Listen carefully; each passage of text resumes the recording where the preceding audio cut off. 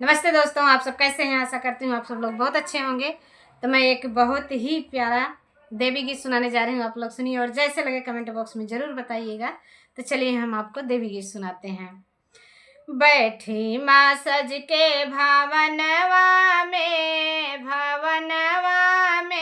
हाय फहरे पताका गगनवा में, हाय फहरे पताका गगनवा में। बैठी माँ सज के भवनवा में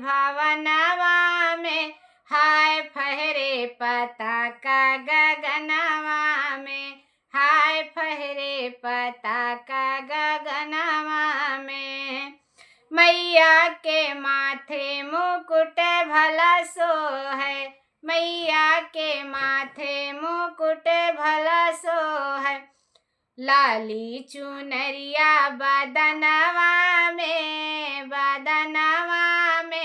हाय फहरे पताका गगनवा में, हाय फहरे पताका गगनवा में।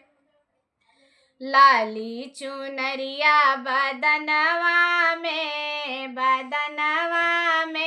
हाय फहरे पताका गगनवा में, हाय फहरे पताका गगनवा में। बैठी माँ सज के भवनवा में हाय फहरे पताका गगनवा में, हाय फहरे पताका गगनवा में। मैया हमारी बड़ी भोली भाली, मैया हमारी बड़ी भोली भाली। बस गई रे सूरत नयनवा में हाय फहरे पताका गगनवा में, हाय फहरे पताका गगनवा में। बस गई रे सूरत नयनवा में हाय फहरे पताका गगनवा में, हाय फहरे पताका गगनवा में। बैठी माँ सज के भवनवा में हाय फहरे पताका गगनवा में, हाय फहरे पताका गगनवा में। मैया की आँखों से ममता छलकती, मैया के आँखों से ममता छलकती। दया और कृपा चरणवा में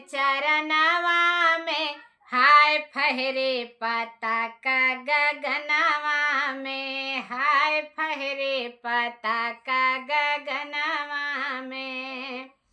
दया और कृपा चरणवा में हाय फहरे पताका गगनवा में, हाय फहरे पताका गगनवा में। बैठी माँ सज के भवनवा में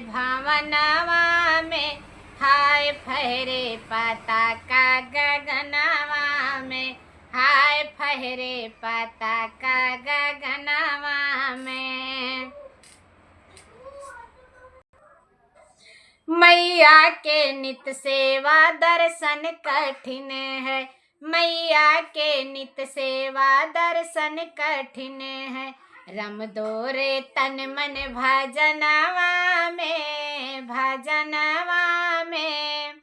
लहरे पताका गगनवा में, हाय लहरे पताका गगनवा में। रम दो रे तन मन भजनवा में